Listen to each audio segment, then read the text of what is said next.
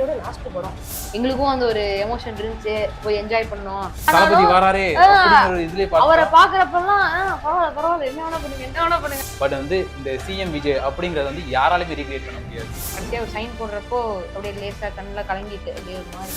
இங்க எம்ஜிஆர் ரெசம்பிளன்ஸ், எம்ஜிஆரோட அந்த சாட்ட சீன் இங்கே நல்ல கேசரியா சொல்லி அந்த ஃப்ரேமை பார்த்தாலும் நமக்கே தெரிஞ்சிடும். இதோட அப்படியே நம்ம தளபதி ஃபிளாக் வச்சிருக்க மாதிரி படமே முடியும். Welcome to house of cinemas. நான் யாழினி, நான் உங்க சுபாஷ். இது வரைக்கும் ஹவுஸ் ஆஃப் சினிமாஸ்ல வெறும் வாய்ஸ் ஓவர்ஸ் மட்டும் தான் பார்த்திருப்பீங்க. பட் இப்ப தளபதியோட லாஸ்ட் படத்துல வந்து நம்ம ஃபர்ஸ்ட் டைமா வீடியோ ட்ரை பண்ணலாம் அப்படிங்கறதுனால வீடியோக்குள்ள போலாம். வழக்கம் போல படத்துக்கு டைமுக்கு போல மிஸ் பண்ணியாச்சு. இன்ட்ரோவே மிஸ் பண்ணிட்டேன், டைட்டில் கார்டையும் மிஸ் பண்ணிட்டேன். சோ இந்த டைட்டில் கார்டு எக்ஸ்பீரியன்ஸ் எப்படி இருந்துச்சு? இவங்க வந்து ஒழுங்கா விட்டுருந்தாங்கன்னா அது வந்து தளபதி விஜய் அப்படிங்கிற மாதிரி நம்ம லியோ கெட்டப்லயே போயிருக்கும் அந்த டைட்டில் கார்டு. பட் இவங்க வந்து தேவையில்லாம பில்டப் பண்ணி இப்ப வந்து சிஎம் விஜய் அப்படிங்கிற மாதிரி கொண்டு போயிட்டாங்க. அது இன்னும் மாசால இருந்திருக்கும். ஆமா, இது லியோ வந்து எல்லாருமே வந்து ரீக்ரியேட் பண்ணிருக்கலாம், நிறைய இது பண்ணிருக்காங்க. பட் வந்து இந்த சிஎம் விஜய் அப்படிங்கறது வந்து யாராலுமே ரீக்ரியேட் பண்ண முடியாது. அந்த மாதிரி ஒரு டைட்டில் கார்டை போட்டாங்க. ஏன் நம்ம தளபதி இப்படி பண்ணாரு.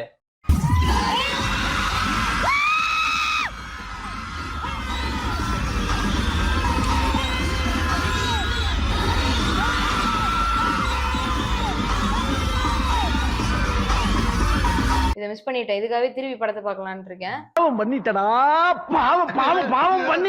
ஓகே, ஸ்டார்டிங் இன்ட்ரோ என்ன, எங்க இருந்து கதை ஸ்டார்ட் ஆகுது? இந்த மொத்த கதையுமே ஒரு போலீஸ்காரர் வந்து ஒரு ஊரோட மக்கள் வந்து ஓட்டு போட முடியாம இருப்பாங்க. ஸோ அவங்களுக்காக மோட்டிவேஷன் கொடுக்கணும் அப்படிங்கிறதுக்காக ஒரு போய் பேசுவாரு. அது வேற யாரும் இல்ல, நம்ம நிழல்கள் ரவி தான். அவர் வந்து கேஜிஎஃப் படத்துல வாய்ஸ் ஓவர் கொடுத்திருப்பாரு. காயம்பட்ட சிங்கத்தோட மூச்சு காத்து கர்ஜனையோட பயங்கரமா இருக்கும். இங்க வாய்ஸ் ஓவர் மட்டும் இல்ல, டைரக்டா ஆளையே கூட்டு வந்துட்டாங்க பில்டப் கொடுக்கறதுக்காக. அவர் கொடுத்த பில்டப் தான் விஜயோட மொத்த கதையும் இந்த படத்தோட மொத்த கதையுமே. ஓகே, இப்போ விஜயோட ஸ்டார்டிங்க வேற யாராவது ரெசம்பிளன்ஸ் வச்சு சொல்லியிருந்தாங்களா இல்ல டைரக்டா விஜய்னே காமிச்சிட்டாங்களா? முதல்ல விஜயோட பேர் என்ன இந்த படத்துல? விஜயோட பேரு வந்து டிவிகேவா? இல்ல கட்சி பேரே வச்சிட்டாங்களா? இல்ல, அவரோட பேர் வந்து தளபதி வெற்றி கொண்டான்.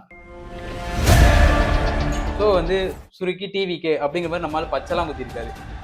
ஒரு பேரே வச்சு ஊத்திருக்காரு. ஆமா, ஓகே, செம்ம இன்ட்ரோவா இருந்திருக்கும் போலயே. வழக்கம் போல நம்ம விஜய்க்கு எப்பவுமே மாசான ஒரு இன்ட்ரோ கொடுத்து ஒரு ஃபைட் சீனே வச்சுட்டு அதுல நம்ம எம்ஜிஆரோட ரெஃபரன்ஸையும் வச்சிருக்காங்க. பண்றதுக்கு அரசியலுக்கு வாங்கடா, இந்த ஃபைட் சீன்லாம் முடியுது. ஸோ நம்ம ஜிவிஎம் வந்து அங்க வந்து ஒரு போலீஸா இருப்பாரு. அவர் வந்து விஜய் வந்து இப்படி ஹெல்ப் பண்ணதெல்லாம் பார்த்துட்டு உடனே என்ன பண்ணுவாரு, தன்னோட அம்மாவுக்காக தான் விஜய் இப்படிலாம் இருக்கான், அவங்க அம்மாவை பார்க்க முடியாம இருக்கான் அப்படிங்கறத தெரிஞ்சுக்கிட்டு, சரி ஓகே நான் வந்து அவனை கூட்டு போறேன். அவரோட பொண்ணு விஜய்னு ஒரு பொண்ணு இருக்கும், மமிதா தானே. அந்த பொண்ணு என்ன சொல்லணும்னா, எனக்கு தான் அம்மா இல்ல, சோ நம்ம தளபதிக்கு தான் இருக்கு, அவரை நம்ம பார்க்க கூட்டு போலாமே அப்படிங்கிற மாதிரி அந்த பொண்ணு கேட்க இவர் கூப்பிட்டு போவ. அம்மா யாரு? அம்மா வந்து வேற யாரும் இல்ல, நம்ம ரேவதி தான். அவங்க வந்து விஜயை பார்த்த உடனே அதே இடத்துல இறந்து போயிடுறாங்க. சோ நம்ம விஜய் வந்து மறுபடியும் ஜெயிலுக்கு வராரு. அதுக்கப்புறம் அந்த ஜிவிஎம் பாக்குறாரு, ஜிவிஎம் ஆளையே காணும். எங்கன்னு பார்த்தா இவரை கூட்டு போனதுக்காக அவரை சஸ்பெண்ட் பண்ணிட்டாங்க. அப்பதான் நான் கரெக்டா தியேட்டருக்குள்ள வரேன். விஜய் வந்து பாய் பொறுமையா ஸ்லோ மோஷன்ல ஒரு பாய் யாரு ஜிவிஎம் வந்து திரும்பி விஜய்க்கும் ஒரு பாய் காமிப்பாரு. அப்பவே தெரிஞ்சிரும், அந்த ஃப்ரேமை பார்த்தாலும் நமக்கே தெரிஞ்சிரும். சரி ஓகே, அடுத்து ஜிவிஎம் மண்டைய போட போறாங்க அப்படின்னு. அப்புறம் தான் வந்து விஜய் வந்து ஃபுல்லா விஜய் கூட இருக்க மாதிரி ஆயிடும். அப்புறம் அங்க ஒரு டைலாக் வரும். அங்க வந்து லேசா ஒரு கேசரி வாசம் அப்படியே ரைட்டா தட்டிட்டு போகும். என்னன்னா, நீ என்னதான் இருந்தாலும் அப்பான்னு நினைச்சுக்கோ, அப்பா வந்து முன்னாடி வந்து நிப்பேன் அப்படின்னு ஒரு டைலாக் இருப்பாரு. இது வந்து அப்படியே இருக்கும். அது அப்படியே இருக்கும். இப்போ ஜிவிஎம்க்கு என்ன ஆசையா இருக்கும்னா, விஜய் வந்து ஒரு ஆர்மி ஆஃபீஸரை மாத்துறதுதான் அவங்களோட கோலா இருக்கும். ஆனா இந்த பிள்ளைக்கு என்ன பிரச்சனைனா, அவங்க அம்மா இறக்குறது வந்து லைவா பார்த்துருப்பாங்க. ஒரு ட்ராமாட்டிக்கான எக்ஸ்பீரியன்ஸ்ல லவுடா ஏதாவது நாய்ஸ் கேட்டாவோ இல்ல டக்குன்னு பயப்படுற மாதிரி ஏதாவது ஆனாலோ அவங்களுக்கு வந்து பேனிக் அட்டாக் வந்துடும். யாருக்கு? விஜய்க்கு. ஸோ அப்ப சின்ன வயசுல இருந்தே விஜய் வந்து அவளை எப்படியாவது ஆர்மிக்குள்ள கொண்டு போயிடணும். ஏன்னா ஜிவிஎம்மோட கடைசி ஆசை அதுதான். அப்புறம் அந்த டைம்ல தான் விஜய் ஸ்கூல் முடிப்பா, காலேஜ் போவா. அண்ட் அந்த டைம்ல விஜயோட பாய் ஃப்ரெண்டுக்கு வந்து ஒரு இன்ட்ரோ இருக்கும். யாருன்னு பாத்தீங்கன்னா டிஜே. அப்புறம் என்னப்பா சாய் வந்துச்சிட்டியா? தேவையில்லாத ஒரு போலீஸ்காரர் அந்த ஒரு சீன் நடக்கும். அங்கேயும் நல்ல கேசரி வாசம் அடிக்கும். நான் யாரு, என்னோட பேக்ரவுண்ட் என்ன அப்படிங்கிற பிளேலே ஒரு மாசான சீன் வச்சிருப்பாங்க. என்னன்னு பார்த்தா நம்ம தளபதி வந்து அந்த போலீஸ்காரனுக்கு ஃபோன் அடிச்சு, நான் யாரு, என்னோட பேக்ரவுண்ட் என்னன்னு தெரிஞ்சுக்கணும்னா உன் டிபார்ட்மெண்ட்ல கேளு, என்னோட பேரை கேட்டுட்டு நீ என்ன வேணாலும் பண்ணு அப்படிங்கிற மாதிரி சொல்றாரு. இங்க வந்து லைட்டா ஒரு பாஷா பாய் வாட அடிக்கிற மாதிரி இருக்கும். தளபதிக்கு ஒரு மாசான பிளாஷ்பேக் இருக்கு அப்படிங்கிறது நமக்கு இதுல இருந்தே தெரியுது.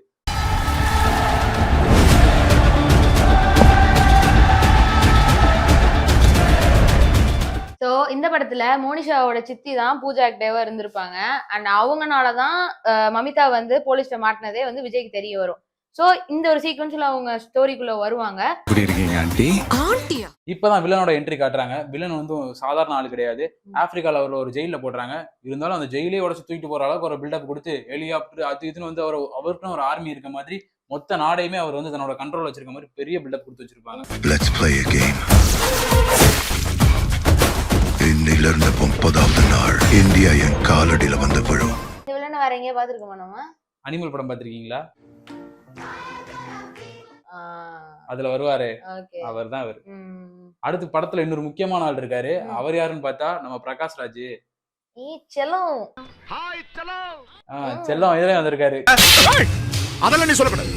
ஏன் சொல்ற நீ? கடைசி கில்லி படம் மாதிரி இதுலயும் வந்துட்டு நம்ம விஜய்க்கு ஒரு வில்லனா வந்திருக்காரு.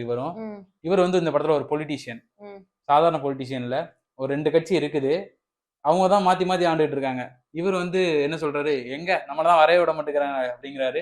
ரியல் லைஃப்ல ஒரு கட்சி இருக்குன்னு நினைக்கிறேன். அது எந்த கட்சி கமெண்ட்ஸ்ல சொல்லுங்க. இந்த வில்லன் என்ட்ரிக்கு அப்புறம் விஜயும் பூஜாவும் ஒரு டீலிங் போட்டுக்குவாங்க. எப்படின்னா அவளோட ஆர்மி ட்ரைனிங்ல வந்து எப்படி மழுப்பி சைன் போட்டு அதுல இருந்து எப்படி தப்பிக்கிறதுன்னு பூஜா ஐடியா கொடுப்பா. பூஜாவை வந்து விஜயை கரெக்ட் பண்றதுக்கு மமிதா ஐடியா கொடுப்பான்னு சொல்லி 2 பேரும் ஒரு டீலிங் போட்டுக்குவாங்க.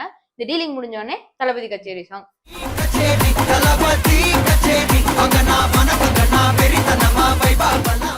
பாட்டு டான்ஸ் அதெல்லாம் ஃபுல் வைப். அந்த ஒன் லாஸ்ட் டான்ஸ்ன்றது உண்மையாலே மஜாவா இருந்துச்சு. பாட்டு முடிஞ்சோடனே நம்ம மமிதா இருக்காங்கல்ல, 50 ரூபாய்க்கு நடிச்சு சொன்னா 500 ரூபாய்க்கு நடிச்ச மாதிரி ஒரு பொம்மையை பார்த்து ஓவரா ரியாக்ட் பண்றாங்க.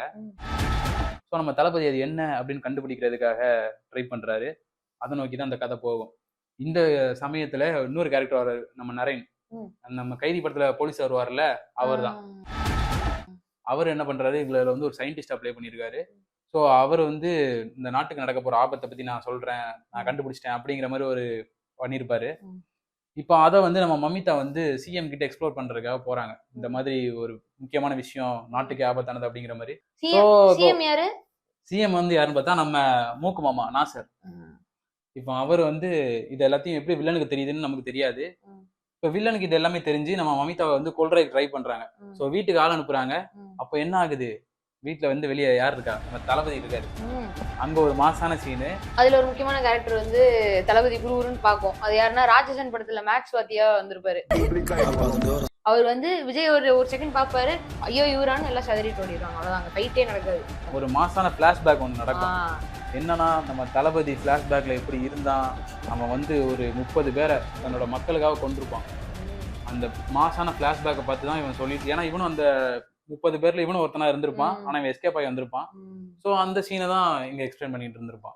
அந்த பிளாஷ்பேக்கையும் அப்படியே ஓட்டி இருப்பாங்க. நம்ம வில்லன்களோட என்ன பண்றாங்க, அவன் இருக்கும்போது அந்த பொண்ணை தொட முடியாது அப்படிங்கறனால ஒரு ஸ்கெட்ச் போடுறாங்க. அந்த ஸ்கெட்ச் போடுற கேப்ல ஒரு சம்பவம் நடந்துரும். விஜய் வந்து கார்த்திக், அதாவது டிஜே வந்து லவ் பண்ணிருப்பாங்க இல்லையா. சோ மேரேஜ் அலையன்ஸ் பேசலாம்னு சொல்லிட்டு டிஜே வீட்டுல இருந்து விஜய் வீட்டுக்கு வந்திருப்பாங்க. விஜய்கிட்ட வந்து பேசுறதுக்காக, அவங்க சித்தப்பான்றனால அவங்ககிட்ட பேசுறதுக்கு வந்திருப்பாங்க. அங்க வந்து கொஞ்சம் மிசாஜினிஸ்டா வந்து அவர் கொஞ்சம் பிஹேவ் பண்ணிடுவாரு. அது வந்து விஜய்க்கு பொறுக்காம சட்டையை பிடிச்சி வெளில தள்ளி அசிங்கப்படுத்திடுவாரு. இது கார்த்திக், அதாவது டிஜேக்கும் பிடிக்காது. இவன் கூட எல்லாம் இருந்தா நீ உருப்பட மாட்ட, அவனை விட்டாதான் உனக்கு வந்து வாழ்க்கையில சந்தோஷம் கிடைக்கும்னு டிஜே அப்படின்னு கிண்டி விட்டுட்டு இப்போ வந்து விஜய் வந்து விஜய்கிட்ட பேசாம போயிடுவாரு. அந்த டைம்ல தான் இந்த வில்லன்ஸ் வந்து ஒரு ஸ்கெட்ச் போடுவானுங்க. விஜயோட ஃப்ரெண்டுகிட்டே வந்து காசு கொடுத்து, அவனோட பாய் ஃப்ரெண்ட் வந்து உன்னை ஒரு இடத்துக்கு கூட்டிட்டு வர சொன்னான், எமர்ஜென்சி அப்படின்னு சொல்லிட்டு அவன் வந்து அவளை கூட்டிட்டு வில்லனோட இடத்துக்கு கொண்டு போய் விட்டுருவாங்க. இங்கேயும் நல்ல கேசரிவாஸ் அடிக்கும். ஃபைட் வந்து தரமான ஃபைட்டு. அதுலதான் வில்லன் யாரு அப்படிங்கிறது நம்ம ஹீரோக்கு தெரியுது. ஸோ நம்ம ஹீரோக்கும் நம்ம விஜய்க்கும் நம்மளோட இம்மார்டலர் ஹிம்லர் அப்படிங்கிற வில்லனோட பேர் வந்து அதான். ஸோ இவங்க 2 பேத்துக்குள்ள ஏதோ ஒன்று இருக்கு அப்படிங்கிறது வந்து செகண்ட் ஹாஃப்ல தான் தெரியும். ஏன்னா நடுவில் வந்து இன்டர்வல் பயங்கரமா இருக்கும். ஆக்சுவலா ஃபர்ஸ்ட் ஹாஃப் வந்து ஒரு ஒரு ஒரு குஷியிலேயே எல்லாம் பார்த்துட்டோம். கொஞ்சம் கொஞ்சம் லேக் ஆனாலும் அவரை பாக்குறப்பெல்லாம் பரவாயில்ல என்ன வேணா பண்ணுங்க அப்படின்னு இருந்துச்சு. சரி இல்ல இன்டர்வலுக்கு அப்புறம் ஒரு ஹோப் இருந்துச்சு, மேபி மேபி செகண்ட் ஹாஃப் நல்லா இது இருக்கும் மாதிரி இருக்க கூடாது, ஃபர்ஸ்ட் ஹாஃப் மாதிரி எல்லாம் கொஞ்சம் நல்லா கொஞ்சம் நல்லா இருக்கும் அப்படின்னு நினைச்சு போனா அவ்வளவுதான். ஏன்னா தளபதியோட லாஸ்ட் படம் எல்லாருக்குமே நான் ஒரு அணில் கிடையாது, இவரும் ஒரு அணில் கிடையாது, ஆனா எங்க 2 பேருக்குமே பர்சனலா தளபதி பிடிக்கும். அவரோட லாஸ்ட் படம்ங்கிறதுனால ஒரு எக்ஸ்பெக்டேஷனோட போனோம். எங்களுக்கும் அந்த ஒரு எமோஷன் இருந்துச்சு, போய் என்ஜாய் பண்ணோம், லாஸ்ட் டான்ஸ் அப்படின்னு சொல்லிட்டு நாங்களும் போனோம். ஆனா இன்டர்வலுக்கு அப்புறம் என்ன நடக்குதுன்னா, நம்ம கள்ளக்குறிச்சி சம்பவம் அது எல்லாருக்குமே தெரியும்னு நினைக்கிறேன். அதுவும் இதுல வச்சிருக்காங்க. சாராயம் குடிச்சு நிறைய பேர் இறந்து போயிருப்பாங்க. அதை வந்து தட்டி கேட்கறதுக்காக நம்ம இம்மார்டல் ஹிம்லர் அவர் வந்து ஒரு டிசியா இருந்திருப்பாரு. அது இப்பதான் ரிவீல் பண்றாங்க. அவர் இங்க வந்து தட்டி கேட்க ட்ரை பண்றாரு. அப்ப அந்த இடத்துல ஒரு ரவுடியா இருந்த நம்ம பிரகாஷ் ராஜ் வந்து என்ன பண்றாருன்னா, அவர் ஜட்டியோட ஓட விட்டுறாரு. சோ இதால வெக்ஸான நம்ம டிசி என்ன பண்றாரு, ரூமுக்குள்ள போய் கதவை பூட்டிக்கிறாரு. அப்போ வந்து அவர் மல்டிபிள் பர்சனாலிட்டி டிசார்டரோட ஃபைட் பண்ணிட்டு இருந்திருப்பாரு அந்த ரூம்குள்ள. இதை வந்து யாராலையும் தட்டி கேட்க முடியாது. ஒரு பொண்ணு வந்து ஒரு லேடி வந்து என்ன பண்றாங்கன்னா, அவங்க ஹஸ்பண்ட் அதில் இறந்துருப்பாங்க. ஸோ நான் இதுக்காக ப்ரொட்டஸ்ட் பண்றேன் அப்படிங்கிற மாதிரி சொல்லிட்டு ஒரு கண்ணகி சில முடிவு பண்ணி போராட்டம் பண்றாங்க. அந்த சமயத்துல தான் நம்ம விஜய் வந்து இந்த மாதிரி பண்ணதுனால டிபார்ட்மெண்ட்ல அவருக்கு என்ன பனிஷ்மெண்ட் கொடுக்கணும்னு தெரியாம அவரை இங்க அனுப்புறாங்க. நம்ம விஜய் வந்துட்டு மாசா ஒரு ஃபைட்டை போட்டு வம்சம் பண்றாரு. டிசிக்கு வந்து ஒரு விருந்து கொடுத்துருப்பாரு, அந்த ஜட்டியோட ஓட விட்டார்ல, அதே மாதிரி விஜயும் பண்ணணும் அப்படிங்கிறனால வீட்டுக்கு கூப்பிடுறாரு. பட் நம்ம விஜய் அங்க அவருக்கே ஒரு விருந்து வச்சிடுறாரு. இங்க எம்ஜிஆர் ரெசம்பிளன்ஸ், எம்ஜிஆரோட அந்த சாட்ட சீன் இங்க தான் இருக்கு.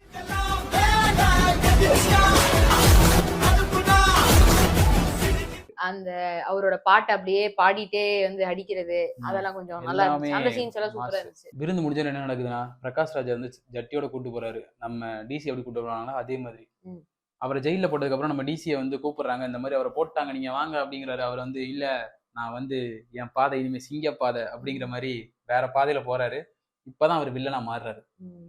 இப்பதான் வந்து பிரிவினையை கொண்டு வரணும் மக்களுக்குள்ள அப்படின்றதுக்காக காஸ்டிசம், ரிலீஜன் இதெல்லாம் வச்சு மக்களை எல்லா பக்கமும் பிரிச்சு விட்டு இவங்களுக்குள்ள கலவரத்தை ஏற்படுத்தி எல்லாத்தையும் அழிக்கலாம் அப்படின்ற ஒரு மைண்ட் செட்ல வந்து இந்த மெயின் வில்லன் இம்மார்டல் ஹிம்லர் அவர் வந்து அந்த முடிவு எடுத்திருப்பாரு. டாஸ்கா இருக்கும். இதை வந்து விஜய் மூலியமா விஜய் கண்டுபிடிப்பாரு. ஏன்னா விஜய்க்கு டிராமா ஆனது, அவங்க அம்மா இறந்தது வந்து இந்த மாதிரி இன்சிடென்ட்னால. சோ இதை வச்சு அவங்க வந்து எல்லாம் டாட்ஸ் கனெக்ட் பண்ணி கண்டுபிடிப்பாங்க. இப்போ அந்த பிரிவினையை விதைச்சு பாம்பு வைக்கிறது இந்த மாதிரி வந்து முதல்ல ஸ்டார்டிங்ல பண்ணியிருந்தாலும் அதுக்கப்புறம் என்ன ஆகுது, ஆர்சி வார் அப்படின்னு ஒன்று ஆரம்பிச்சு ரிமோட் கண்ட்ரோல் மூலியமா எல்லாரையும் கொலை பண்ண ஆரம்பிக்கிறான். அவன் அதனாலதான் அந்த கன்ஸ் எல்லாமே, கன்ஸ் அண்ட் ரோபோட்டிக்ஸ் எல்லாத்தையும் எடுத்துட்டு வந்து இந்தியாவுக்குள்ள அதை பண்ணணும், அதை வச்சு அவன் ஃபார்ம் ஆகணும் அப்படிங்கிற மாதிரி முடிவு பண்றான். பண்ணிட்டு தான் இங்க இந்தியாவுக்குள்ளே வரான். அண்ட் இந்த வெப்பன்ஸ் எல்லாம் வந்து எக்ஸ்போர்ட் பண்றது வந்து டெடிபேர் பொம்மை இருக்கு இல்லையா, அதில் வச்சுதான் எக்ஸ்போர்ட் பண்ணுவாங்க. அதனாலதான் மமிதா வந்து இந்த பொம்மையெல்லாம் பார்த்து வந்து ட்ராமாட்டிக்கா ஒரு பிஹேவியர் கொடுத்துருப்பாங்க. ஏன்னா அவங்களுக்கு அதுல ஒரு ட்ராமா இருக்கு அப்படின்றது வந்து அங்கேயே காமிச்சிருப்பாங்க. இப்போ வந்து நம்ம ஒரு மொரட்டு அணிலை பத்தி பார்க்க போறோம். அவர் யாருன்னா நம்ம மதன் கௌரி. அவரும் இந்த படத்துல வந்து ஒரு சயின்டிஸ்டா தான் வந்திருக்காரு. ஸோ அவர் சொல்றாரு, இது எல்லாமே என்னோட தலைவன் கலீல், அதாவது நம்ம நரேனுக்கு தான் தெரியும் அப்படிங்கிற மாதிரி சொல்லையும் நம்ம விஜய் போய் அவரை போய் பார்க்க, இது எல்லாத்தையுமே தடுக்கணும்னா நீங்க அது கிட்ட நெருங்கணும் அப்படிங்கிறனாலே என்னோட இதுக்கான ஒரு வண்டி வச்சிருக்கேன், அதாவது ஒரு ட்ரக் மாதிரி. அந்த ட்ரக்கை எடுத்துட்டு போய் தான், நீங்க நம்ம பென்டன் பார்த்திருப்பீங்க, அதுல வர ட்ரக் மாதிரி ஒரு ட்ரக் வச்சிருப்பாங்க. அந்த வண்டியில போனா எந்திரன் படம் அது மூலியமா போனா மட்டும் தான் உள்ள போக முடியும். மத்தபடி நீங்க போனீங்கன்னா அந்த கன்ஸோட ஃபயர்லயே நீங்க செத்துருவீங்க அப்படிங்கிற மாதிரி சொல்ல நம்ம விஜயும் அந்த வண்டி எடுத்துட்டு அப்படியே போறாரு. அந்த வண்டி மேல ஃபுல்லா எஸ்பிடி நாய் அடிச்சுக்குதுங்க மாத்தி மாத்தி. என்ன ஜனநாயகன் படத்துக்கு வந்தனா வேற ஏதாவது படத்துக்கு வந்தனா நானும் ஒரு நிமிஷம் கண்ணெல்லாம் தொடச்சு விட்டு பார்த்தா உள்ள விஜய் வண்டி ஓட்டிட்டு இருக்காரு. கன்ஸா ஃபைட் எல்லாத்தையும் முடிக்கிறாரு. முடிச்சதுக்கு அப்புறம் என்ன ஆகுது, நம்ம வில்லனுக்கும் அங்கேயோ ஹீரோக்கும் ஒரு ஃபேஸ் ஆஃப் வருது. அந்த இடத்துல நம்ம மமிதா என்ன பண்றாங்க, கல்லீராணி மாதிரி ஒரு கெட்டப்ல வந்துட்டு அங்க நல்லா இருந்துச்சு. அந்த சீன் கொஞ்சம் ஓகே, நல்லா இருந்துச்சு. அங்கதான் அவங்க ஃபியரை பிரேக் பண்ணி வெளில வருவாங்க. அதுக்கப்புறம் இந்த இடத்துல வந்து நம்ம ஒரு முக்கியமான ஆளை பத்தி தெரிஞ்சுக்கணும். இவ்வளவு நேரம் இவங்க வந்து ஒரு போன்ல பேசிட்டு இருப்பாங்க. அது யாரு, இவங்களுக்குலாம் ஒரு பாஸ் மாதிரி ஒருத்தவங்க கோடிங் கொடுத்துட்டு இருப்பாங்க. யாருன்னு பார்த்தா அது வந்து ஆம்பளை வயசுல தான் பேசிட்டு இருப்பாங்க. ஆனா அந்த ஆம்பளை வயசு யாருன்னு பார்த்தா ஒரு லேடி, அவங்க தான் பிரியாமணி. ஸோ இதுக்கு எல்லாத்துக்குமே ஒரு மாஸ்டர் பிரெயின் மாதிரி அவங்க தான் எல்லா வேலையும் பார்த்துட்டு இருப்பாங்க. பட் நம்ம தளபதி வந்து எல்லாரையும் அடிச்சு போட்டு அவங்களையும் சேர்த்து எல்லாரையும் மொத்தம் முடிச்சு விட்டுருவாரு. இதை விட அப்படியே நம்ம தளபதி ஃபிளாக் வச்சிருக்க மாதிரி படமே முடியுது. ஆனா சரி எந்திரிச்சிடலாம் போயிடலாம் வெளியேன்னு ஆறப்போ கரெக்டா விஜயோட அந்த ஒரு பழைய மூவிஸ் எல்லாம் வச்சு ஒரு எடிட் மாதிரி போட்டுருந்தாங்க. அந்த 20 seconds